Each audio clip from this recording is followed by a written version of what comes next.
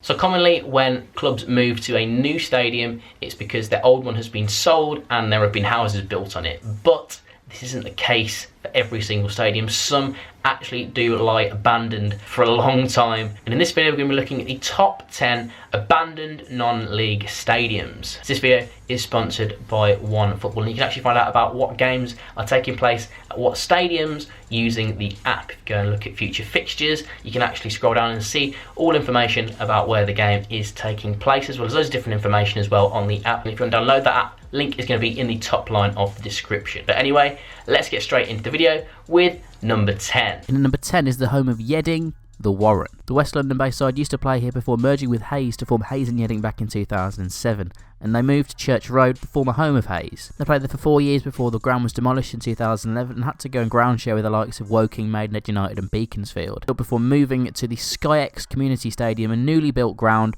on the site of the Warren, which was opened in 2017. But bizarrely, a stand actually still remains from the Warren, or at least a part of the stand, as the new stadium was built slightly further south on the site, so this stand wasn't actually fully demolished. And at number 9 is Leighton Stadium, the former home of Leighton FC, and this is no relation to Leighton Orient. It's a totally different football club, and they used to play at the ground which was formerly known as the Hare and Hounds. However, in 2011, after a short suspension from the league for not paying its subscription fees, the club was forced to withdraw from the Isthmian League Division 1 North due to the debt. And following this, the chairman, secretary, management and all the players left the club, which effectively ended its existence. And that's left the ground pretty much still there, fully intact, apart from some of the bits of the ground which are crumbling down. At number 8, we go back in time a bit to a ground that was mostly demolished over 10 years ago, but a little bit remained until very recently. That's Darlington's former home, Feethams. It was home to the Quakers from 1883 until 2003, until the club moved into the Darlington Arena, which they've now also left because that was too big, and now at Blackwell Meadows as a Phoenix club. But anyway, back to Feethams. There is actually a cricket ground adjacent to it which remains in use, but the football stadium had a capacity of 8,500, and they abandoned for 3 years when most of the ground was demolished in 2006. However, one stand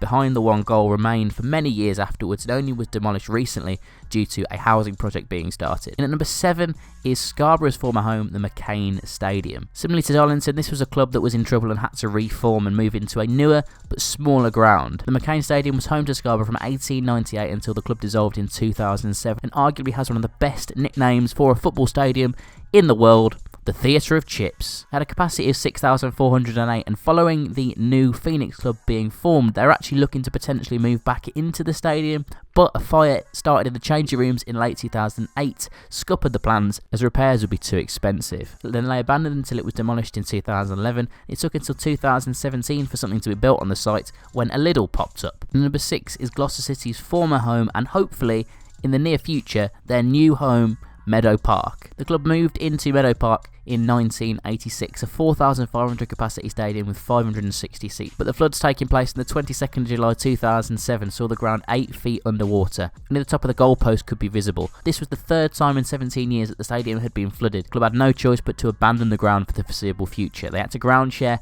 at a number of different clubs, but after 12 years of the ground being abandoned, the stands have now been demolished and the foundations are being laid for a new ground to be built on the same site, which will hopefully be opening very soon. At number 5 is Slough Town's former home, Wexham Park. The ground was home to Slough Town from 1973 until 2003, but at the end of that season, financial disagreements with the ground's owners led to them being evicted. The site has been sat there ever since and has been gradually falling apart, but it was actually given a new lease of life when it was given a big renovation. It's not even been made into a new football stadium. It's quite a unique one once again. A big marquee was put on the pitch and used as a wedding venue. There's been fairs held on the pitch where there's been rides and stalls across the pitch. But through all of this, the actual original football stands still remain. And at number 4 is Aylesbury's ground, Buckingham Road. The club moved into the ground in the mid-1980s, but in July 2006 the lease on the ground expired and they were forced to play their matches outside the town. They are in fact still playing away from Aylesbury and currently ground share with Chesham. However, Buckingham Road still lies abandoned